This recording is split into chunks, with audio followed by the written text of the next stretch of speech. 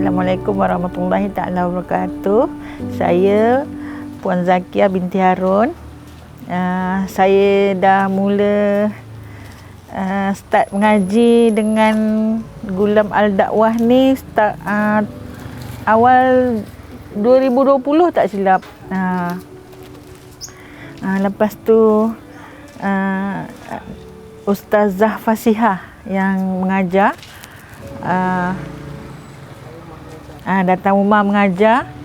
Pada mulanya saya mengaji seorang-seorang. Lepas tu saya ajak adik-adik dengan jiran. Memang perkembangan dari semasa ke semasa tu pada saya, alhamdulillah, pada mulanya memang agak tak begitu pandai tentang tajwid.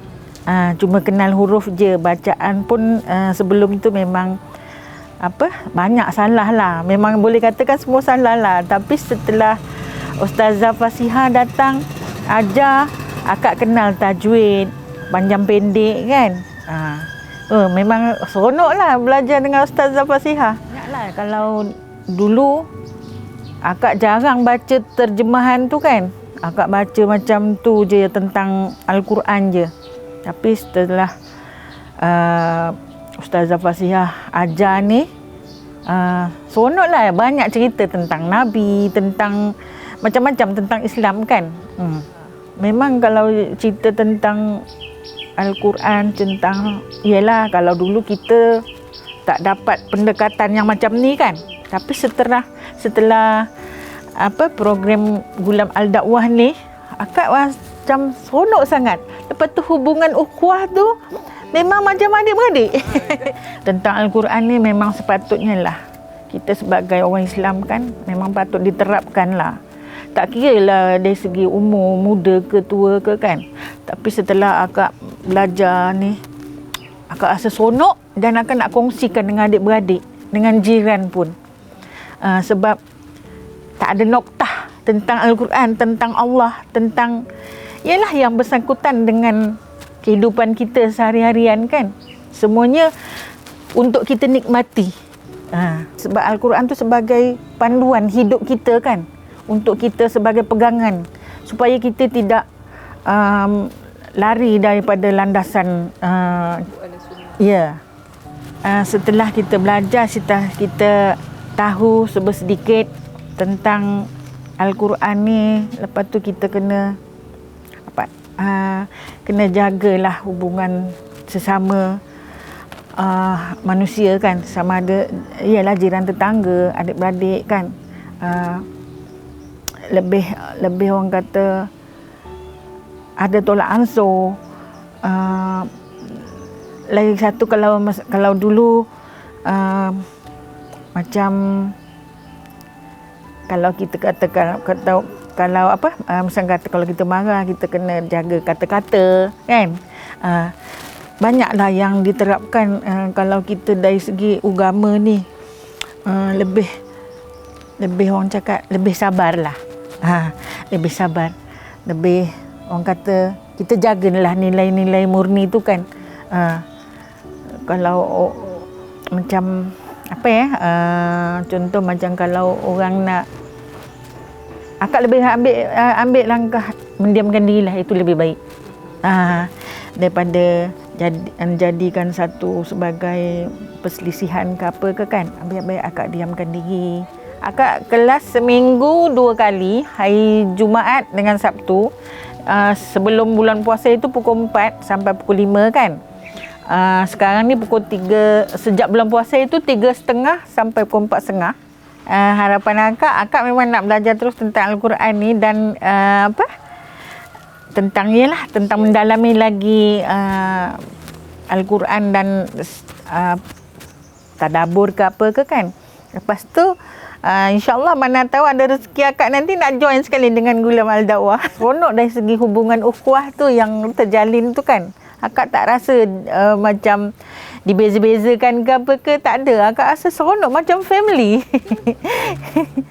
Pada mulanya yang sebelum akak ajak adik-beradik tu dengan jiran tu, memang setelah akak belajar dengan Ustazah, masa seorang-seorang kan. Lepas tu ada yang kawan dari tempat lain kan. Datang. Lepas tu bila PKP tu start, akak belajar seorang. Lepas tu akak seronok. Akak cakap lah, jom kita ajak adik-beradik kan. Jom kita kita dalami Al-Quran. Kita belajar tajwid, panjang pendek bacaan. Lepas tu ustazah tu dia ajar sekali tadabbur cerita tentang dalam Al-Quran. Selama ni kalau kita baca je katakan, kita tak tahu tentang ni. Ini kita lebih faham. Kakak pun join. Tu akak rasa lagi seronok. Lepas tu bila dia join, dia mula-mula join kakak ni. Lepas tu kakak depan pula join. Jiran dulu join. Seronok. Ya ke kak? Dia cakap kan. Naklah kak, dia cakap. Kelas pun percuma kan? Kelas pun percuma. Jiran pun ambil kesempatan lah dekat sini kan. Bila lagi orang kata lagi seronok lah kan, sebab ramai-ramai ngaji kan. Bukan akak saja yang kadang-kadang, bukan akak saja yang ada soalan, yang lain-lain pun ada soalan sama-sama. Tu kadang-kadang ustazah bukan setakat 1 jam, kadang-kadang lebih. Sampai kita tanya, ustazah tak apa ke ni? Kalau boleh ustazah stay sini. Akak tak pernah mimpikan yang lain sebelum yang Gulam Al-Dakwah datang kan. Akak awal-awal akak cakap, akak nak belajar Al-Quran je. Tak, yang lain tak bagi pun tak apa, kata akak nak belajar yang tu je. Sebab yelah dulu akak masa bapa ajar caranya lain kan. Bapa ajar dulu macam air lalu kan, hafal. Lepas tu cara pula dia ajar Jawa. Sampai ustazah sendiri pun kak, kalau Mim bertemu Mim apa kak? Mim berengang, Mim berdengung kan. Dengan ustazah ni friendly lah, bukan setakat dia ngajar straight gitu, tak. Kita seronok, kita fun kan. Akak kalau ada kawan-kawan kali, akak rumah akak sebab terhad kan. Setakat ni tak apalah, sebab rumah akak kecil kan. Kemudahan tak cukup. Di umur peringkat akak ni dah 50 lebih ni, masing-masing tak boleh nak bersila ke apa, kena duduk atas kursi kan. Masing-masing semua macam tu. Duduk bawah kan sekejap dah ni kan. Kalau tak ada ramai kawan-kawan yang lain pun kat kampus dia tu kan. Kalau akak ajak bab ngaji ni memang diorang nak, sebab diorang bayar bayar panggil orang ngaji datang rumah kan. Biasa kalau ada personal ni, mestilah orang datang seorang-seorang ngaji kan. Pada pandangan akak ni, selepas akak mengaji Al-Quran ni, setelah betul-betul belajar tajwid dan tadabbur semua, akak dapat rasakan ada perubahan yang lebih ke arah kita lebih nak mendekatkan diri dengan Allah. Dan akak menyerulah pada orang-orang di luar sana, kalau boleh terapkanlah membaca Al-Quran ni dan memahami kandungan isi Al-Quran ni, tentang terjemahannya. Kita jangan saja membaca ayat-ayat suci je, tapi bacalah terjemahan dan kita faham maknanya sekali, tadabburnya, dan terapkanlah pada ahli keluarga, anak-anak. Sebab hanya Al-Quran lah kita dapat mendekatkan diri dengan Allah untuk hidup lebih berubah. Kalau macam kita ada pegangan yang ke arah yang lebih terjamin lah kalau kita ada agama ni kan. Sebab banyak sekarang ni yang akak tengok anak-anak muda, yalah sekarang ni banyak yang kadang-kadang kita tanya Al-Fatihah pun tak tahu. Banyak akak tengok. Pada saya, dulu masa mula-mula saya nak belajar ngaji ni, memang dulu masa kat kampung, masa bapa ajar, memang akak dah kenal huruf. Tapi masa tu akak belajar mukadam. Tapi setelah akak ada kehendak sendiri, bila akak hantar anak umur masa tu 5 tahun, 6 tahun kan, hantar dekat jiran, dia mengajar, belajar Al-Quran. Masa tu dia tadika lagi kan. Akak ikut. Lain semua budak-budak. Akak seorang orang tua. Tapi akak tak malu. Akak tanya tuan rumah tu, kalau saya nak belajar ngaji boleh tak? Kakak tu cakap, hang tak malu ke? Yang lain semua budak-budak, hang je orang tua seorang. Dia cakap kan. Akak tak malu. Saya cakap tak apa. Budak-budak tu pun tanya, Acik tak malu? Dia cakap. Acik tak? Kata kan. Nanti kalau Acik salah, tegur tau. Tak apa. Daripada situ budak-budak pun jadi rapat dengan kita. Dia tak ada beza akak nampak kat situ. Situ akak baca Iqra. Jadi bila Zara dah khatam apa kan, akak pun lagi seronok. Kadang akak tanya Zara, ni kalau ibu tak betul ajar tau. Daripada situ akak rasa alangkah ruginya kalau orang luar kan, kalau yang mana tak tahu nak baca Al-Quran tu, ambil kesempatan ni sebab rugilah kalau tak baca Al-Quran ni. Rugilah kalau tak dapat. Kita nak belajar tentang Al-Quran ni, tentang agama ni, janganlah malu. Itu yang sebenarnya asas yang perlu kita ada. Bukan yang macam, yelah sekarang ni macam-macam gejala yang lebih tak sihat.